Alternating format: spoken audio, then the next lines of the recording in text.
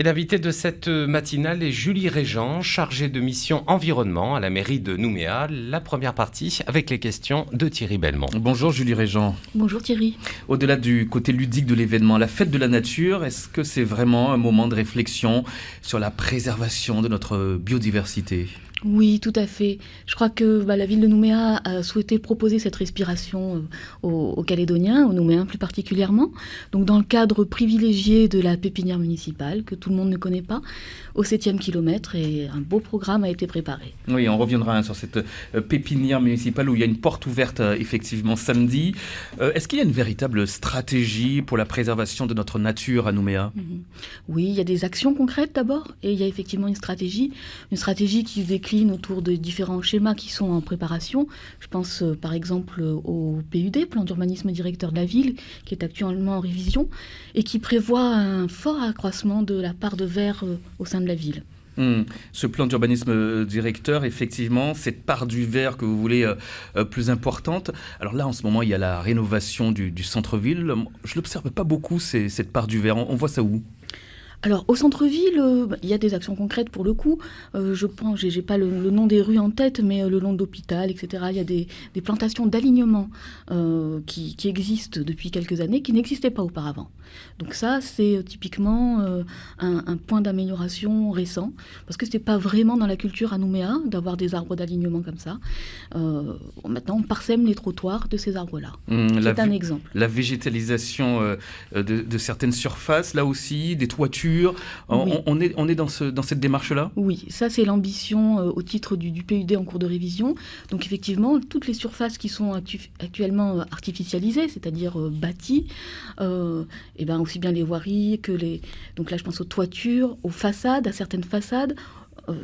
Dans le prochain PUD, il y aura des dispositions invitant, voire prescrivant le fait de végétaliser ces surfaces-là. Oui, alors la ville veut responsabiliser les Nouméens, changer les mentalités. Ça fait un petit moment qu'on en parle de ça, changer la mentalité des Nouméens. Est-ce que vous avez perçu un changement justement des habitants ? Oui, en fait je crois que les habitants sont tout à fait prêts. En fin de compte, ils devancent parfois même l'institution. Ah oui ? Donc oui, je pense qu'il y a une mobilisation forte. On le remarque à chaque fois qu'on organise des événements liés à l'environnement.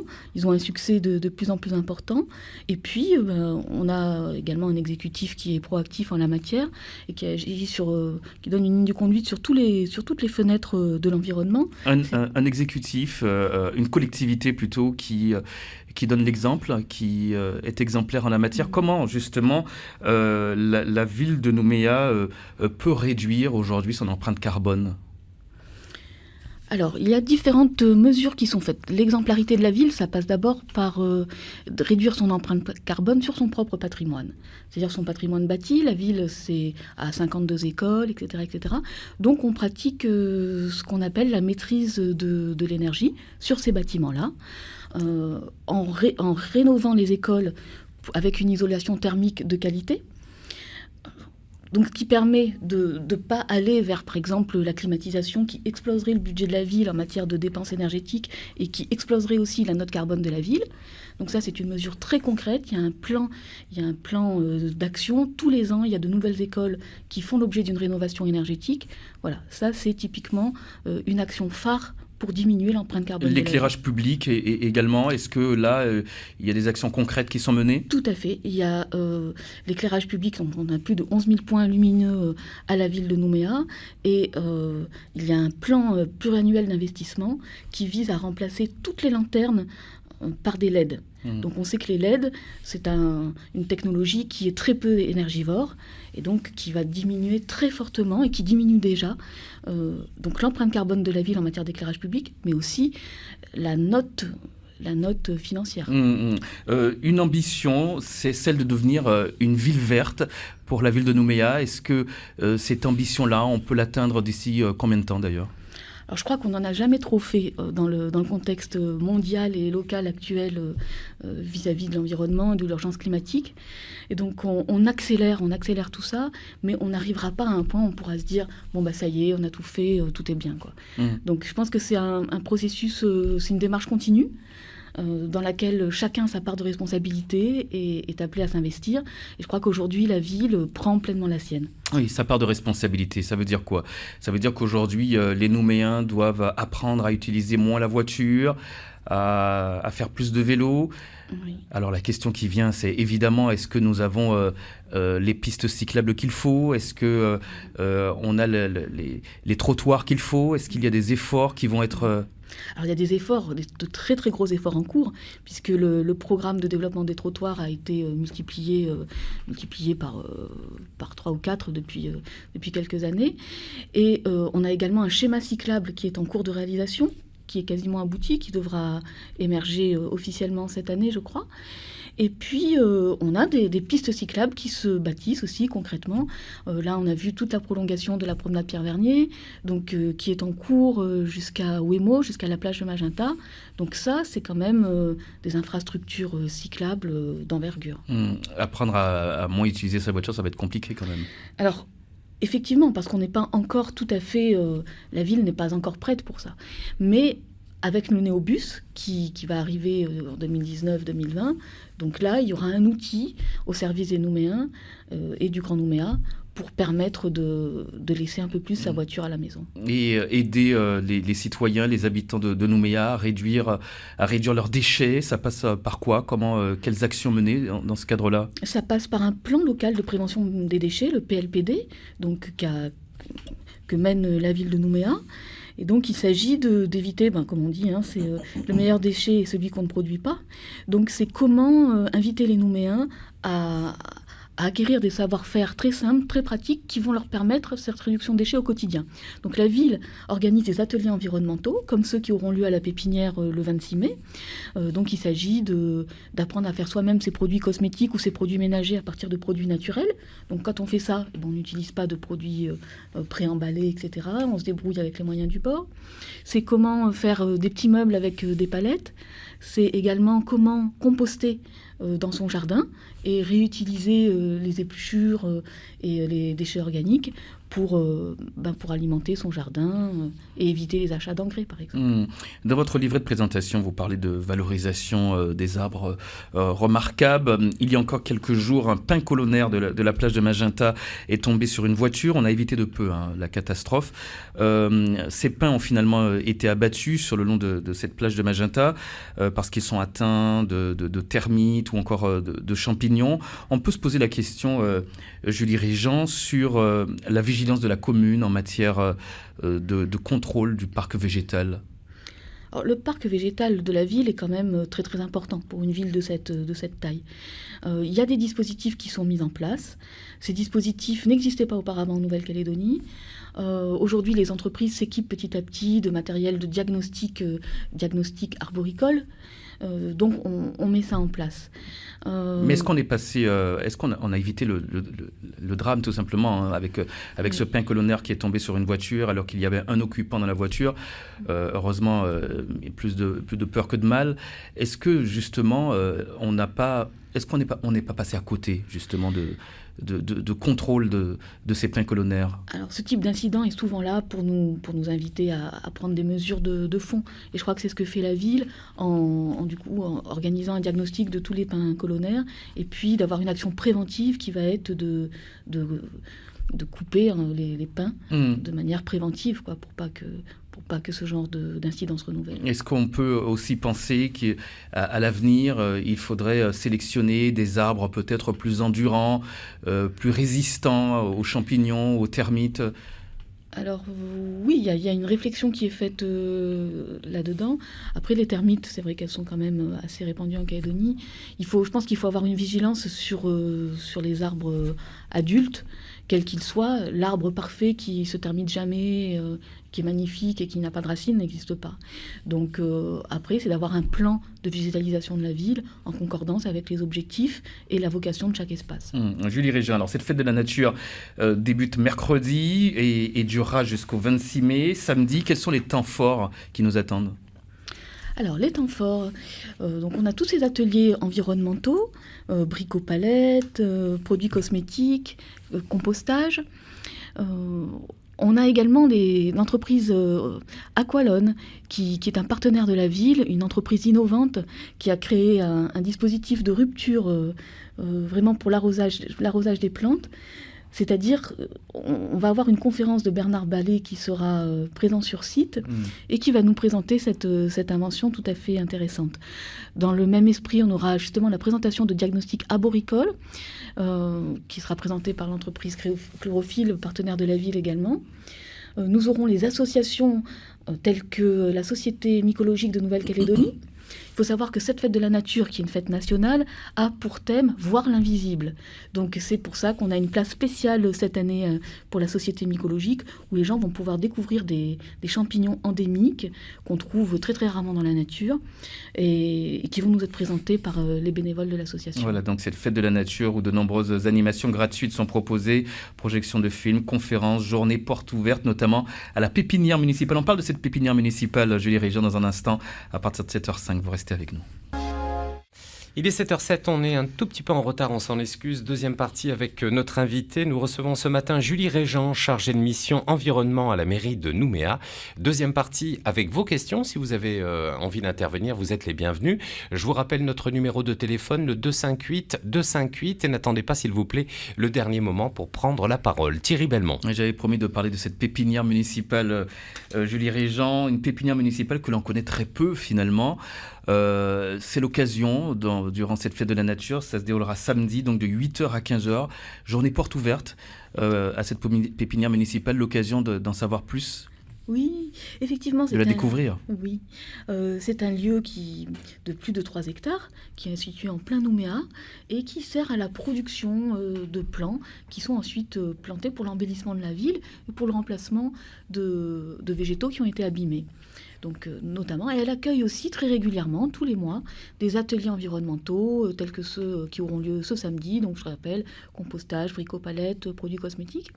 Et il y a une équipe de 17 personnes qui sera là pour accueillir les Nouméens, qui est très motivée par cet événement et qui prépare le site cette semaine pour qu'il soit encore plus beau et encore plus convivial pour cette fête de samedi. Oui, donc cette pépinière se trouve au 334 rue Jacques-Yekawé, au 7e kilomètre, avec plein de choses prévues ce samedi, des stands de démonstration, de sensibilisation, bouturage, rempotage, etc. Enfin, plein de belles choses à découvrir effectivement dans cette pépinière. La politique environnementale de la ville, on va y revenir. C'était l'un des engagements de campagne de Sonia Lagarde en 2014. Aujourd'hui, on est en mai 2018. Où en sommes-nous aujourd'hui à 2/3 du mandat ? 2/3 du mandat. Enfin, c'est-à-dire que depuis effectivement 2014, je crois qu'il y a beaucoup de choses qui ont été réalisées. Toutes les thématiques qu'on associe couramment à l'environnement ont été investiguées. Je pense à l'eau et à l'assainissement, par exemple, la qualité de l'eau potable, la mise en œuvre du schéma d'assainissement, avec une politique de raccordement qui vise à préserver justement la qualité de nos écosystèmes, parce que c'est la finalité d'une épuration des eaux usées. Donc ça, c'est la première thématique. Ensuite, on a la mobilité, avec l'accompagnement de Néobus, parce que même si la ville n'est pas en propre, même pas en propre, le projet Néobus, elle fait en sorte de l'accompagner pour qu'il puisse vraiment faire partie de la politique urbaine en matière de mobilité. La création de ce schéma cyclable qui est en cours, l'augmentation du nombre de pistes cyclables et l'allongement de ces pistes, donc pour la thématique de la mobilité et des déplacements. Pour la thématique de l'énergie, on a vu qu'il y avait sur les bâtiments la rénovation énergétique, l'éclairage public avec de nouvelles technologies performantes. Il y a aussi donc tout ce qui est biodiversité, avec la préservation des écosystèmes, l'accompagnement des associations. Il y a eu un effort qui a été fait en matière de subventionnement justement des associations environnementales. Il y a le parc urbain de Sainte-Marie qui est en cours de création. Donc il faut savoir que sur cette zone-là, qui part du Wentoro jusqu'à l'embouchure là, de Sainte-Marie, avec la pointe de Wemo, etc., on a 5 écosystèmes réunis dans une même ville. Donc ce que souhaite faire la ville, c'est justement protéger cet ensemble-là qui réunit à la fois un herbier marin, un platier, une forêt sèche, une mangrove, dans une même unité paysagère. On a par exemple un dugong qui est dans cette baie et que la ville veut s'attacher à préserver en valorisant ce site. On l'a vu, donc la ville veut devenir une vraie ville verte, assurer une bonne transition énergétique, ça veut dire aussi changer les mentalités, aider les habitants à prendre moins leur voiture. Comment vous travaillez pour développer, par exemple, l'agriculture urbaine de proximité? Je crois que c'est une ambition de la ville également. Également, effectivement. Puis alors là, c'est vraiment la thématique sur laquelle, je dirais, on a explosé, quoi. C'est-à-dire qu'auparavant, on avait très très peu de ce qu'on appelle les jardins familiaux. Il y en avait quelques-uns, 2-3 dans la ville. Donc aujourd'hui, on a tous les ans au moins 1 ou 2 sites qui s'ouvrent. Donc des jardins, ce qu'on appelle les jardins vivriers urbains, avec à l'intérieur les jardins familiaux qui sont attribués sous conditions de ressources, où les gens peuvent disposer d'une parcelle à cultiver pour une somme modique tous les mois.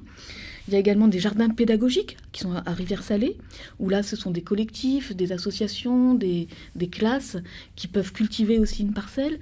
Il y a les jardins partagés qu'on retrouve à Saint-Quentin et à Tuban, où là on peut cultiver ensemble. Et à Tuban également, il y a un site qui accueille des ruches urbaines. Donc voilà, ça fait partie aussi de l'agriculture urbaine. Oui, partout dans le monde, il y a finalement ces mêmes enjeux pour protéger notre nature, donc cette nature qui est empoisonnée, cette hécatombe d'abeilles, cette hécatombe d'oiseaux également. C'est une prise de conscience importante de la ville de Nouméa. Oui, je pense qu'effectivement, on a donc des élus qui sont qui sont très investis sur cet ensemble de problèmes et de thématiques et qui essayent de faire leur maximum, je pense, pour proposer des solutions concrètes.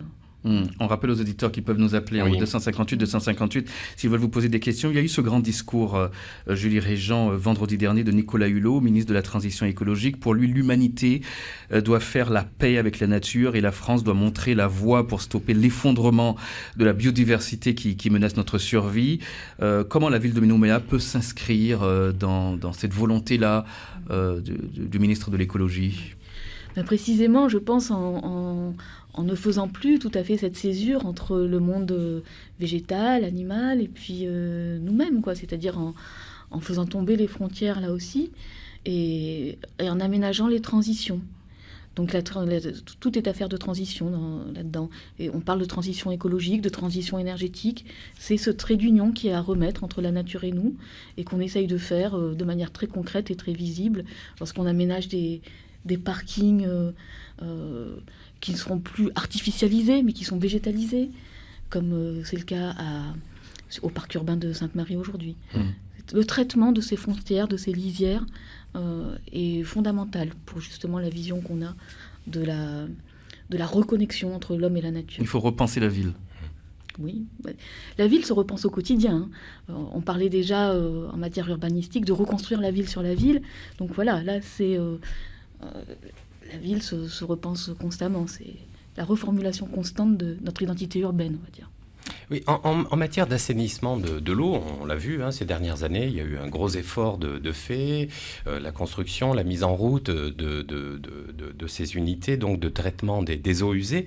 Est-ce que dans le nouveau PUD que vous évoquiez tout à l'heure, donc qui est en révision, est-ce que il a été prévu des choses, la construction de nouvelles stations d'épuration? Est-ce que, par exemple, est-ce qu'on a une idée aujourd'hui combien de personnes sont connectées ou collectées sur ces réseaux? Alors malheureusement, je ne suis pas spécialiste de cette matière et je n'ai pas les chiffres en tête.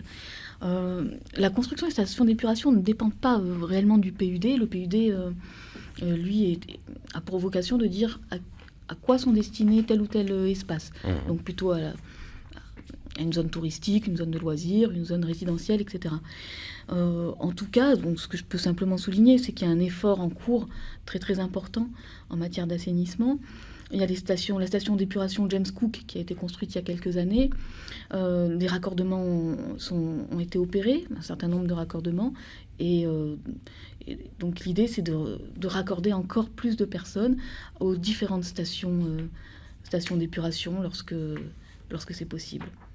Et puis cette fête de la nature, donc pour terminer, donc avec plusieurs rendez-vous, notamment ce rendez-vous peut-être à ne pas manquer, ce vendredi de 18h à 20h45, projection à la maison commune de Tuban, une projection sur les herbiers de Nouvelle-Calédonie. Pourquoi mettre l'accent sur les herbiers ? Exactement, merci de cette question. Précisément, il a été choisi de projeter ce film à la maison commune de Tuban, qui est située à proximité de l'herbier de Sainte-Marie, herbier qui accueille un dugong dans cette baie. Et donc c'était aussi pour inviter les habitants à mieux connaître cet écosystème qui est à proximité, tout près de chez eux. Et je remercie aussi le festival Sublimage au nom de la ville, parce que c'est lui qui nous a mis à disposition tous ces films-là. Donc on va retrouver mercredi soir à l'espace du COS à 18h et à partir de 18h aussi vendredi à Tuban. Voilà, donc les herbiers, oui, vous disiez ? Oui, et si je peux me permettre aussi d'inviter les gens à nous rejoindre à l'hôtel de ville jeudi soir pour une conférence de Endémia. Donc il y aura Shankar Meyer qui nous offrira une conférence sur la flore endémique menacée du Grand Nouméa. Et donc ça promet d'être très très intéressant. Voilà, donc cette fête de la nature qui débute mercredi jusqu'à samedi. Merci beaucoup Julie Régent. Je rappelle que vous êtes la chargée de mission environnement à la mairie de Nouméa. Merci Thierry, merci Bruno. Merci beaucoup Julie.